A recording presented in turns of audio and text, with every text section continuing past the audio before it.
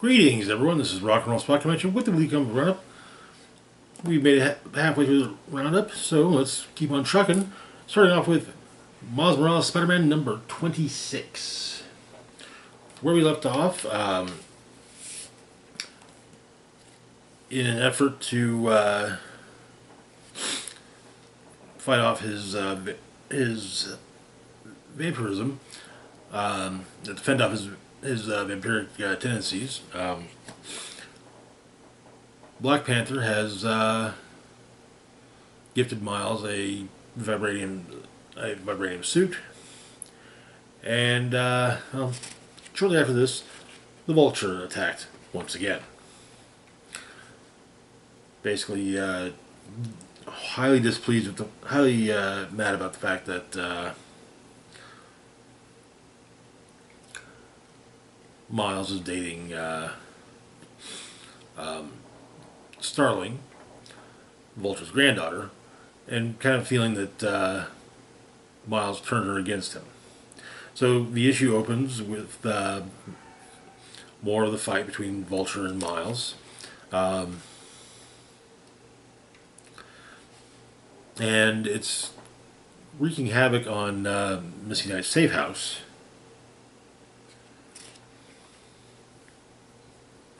But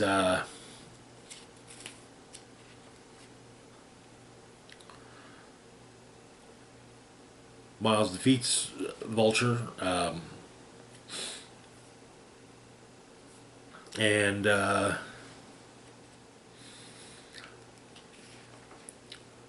Starling helps with an assist from Starling, and Starling basically gives Vulture what for.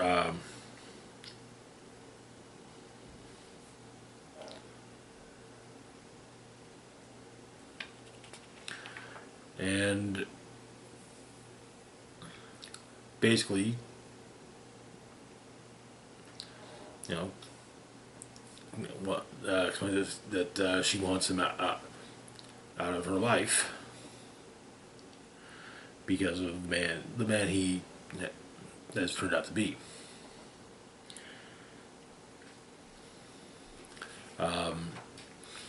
Then Miles and Starling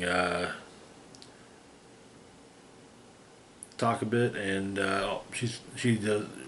It boils down to a lot to she needs to protect herself and be careful about who she lets around her. Though Miles misinterprets that statement as potentially the breaking up, but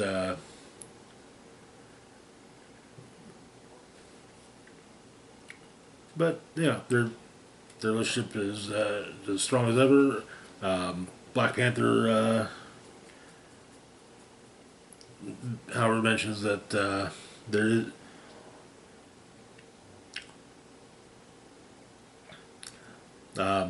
That he thinks he has an answer to Spidey's undead riddle. However, they need to go to Wakanda. And that is where the issue ends. Good issue. It'll be interesting to see how the quote-unquote undead riddle gets worked out. And I gotta say, I like the vibrating. I like Miles's primary costume most, but the vibranium armor definitely is a good look for him. I think it's I think it's much better than the new costume in. I want to say it was the Solid Ahmed run.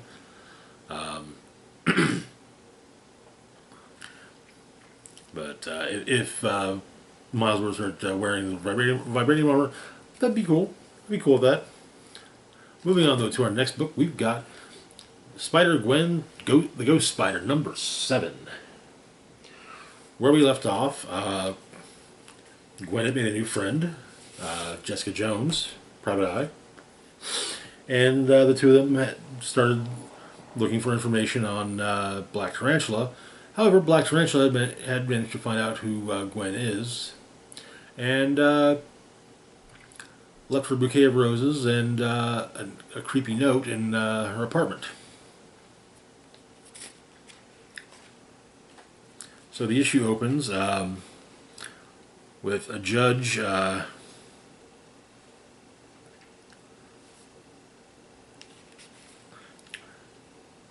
being attacked, stealthily attacked by Black Tarantula. The next morning, Gwen is staking out the location that Black Tarantula said to meet her at, and she's joined by Jess, but Jess has another job, so another private eye job, so she's got to go. However, shortly after Jess leaves, Black Tarantula shows up and attacks, and Gwen attacks. The two of them fight it out on the rooftops around the area, the building that she was staking out. But he points out that he knows that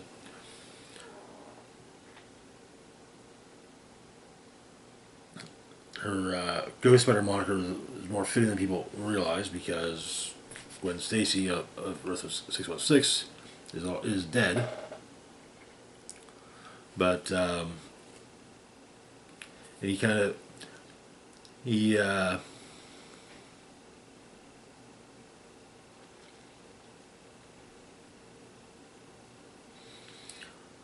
basically says that there are lots of people being told they don't belong here. Basic ghosts. People without anyone to protect them. Not the law, not heroes, no one. However, Black Tarantula plans to do something about that. To protect people who have no one else. Though Gwen points out that, bank robberies, hiring hitmen, those don't really sound like you're trying to protect people.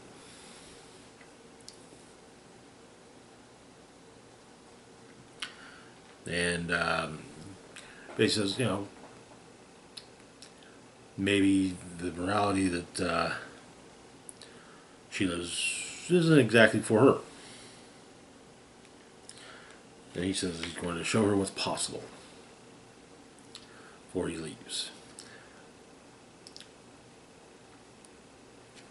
After leaving a small explosive. But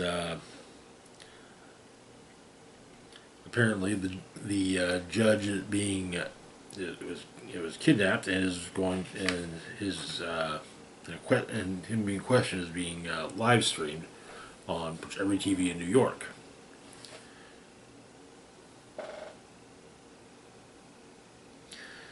Apparently, the judge is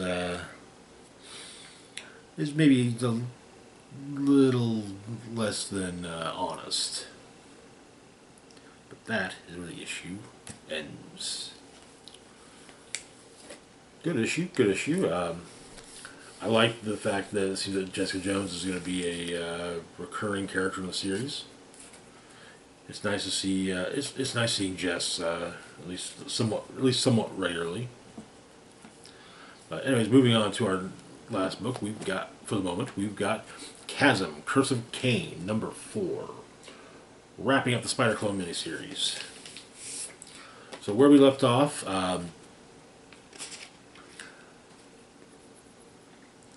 Kaine and Hallows Eve had figured out that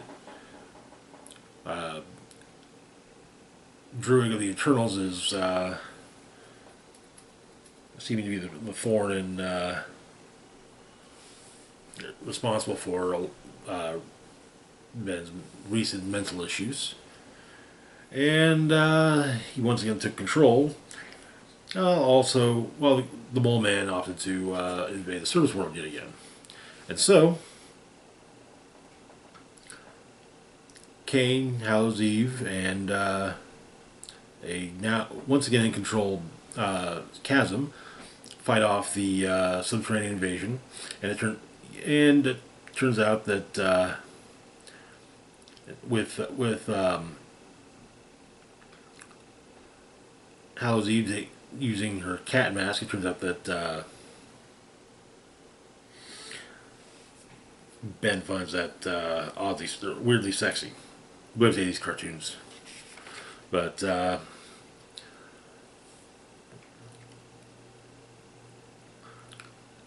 Kaine goes after the freak, and Chasm and Janine pretty much say, "Hey, yeah, the city's tearing itself apart, but we're gonna make up and reaffirm our love." And then Mole Man brings out one of the gargantuan monsters, and so Janine pulls out a mask that's perfectly fitting, Godzilla mask, which she uses to fight basically one kaiju goes to fight another kaiju, right? And apparently, it's possible that Ben also finds that weirdly sexy. But Kaine catches up with Druig, who's basically going to bolt, and he figures maybe Ben should get a chance to somewhat defeat Druig, and so once again it gets into Ben's head and convinces Ben that Kaine is actually Druig, and the two of them duke it out, but using Ben's using his mystical axe thingy, and he manages to draw some blood on Kaine, but Kaine basically pulls Ben's face into the axe, and it manages to get Druig out of Ben's head. And Kaine and Ben hug, once again take on the freak. Well, are about to, but Jean smashes the freak with the last bit of her kaiju mask. And Ben and Janine and Kaine go their separate ways.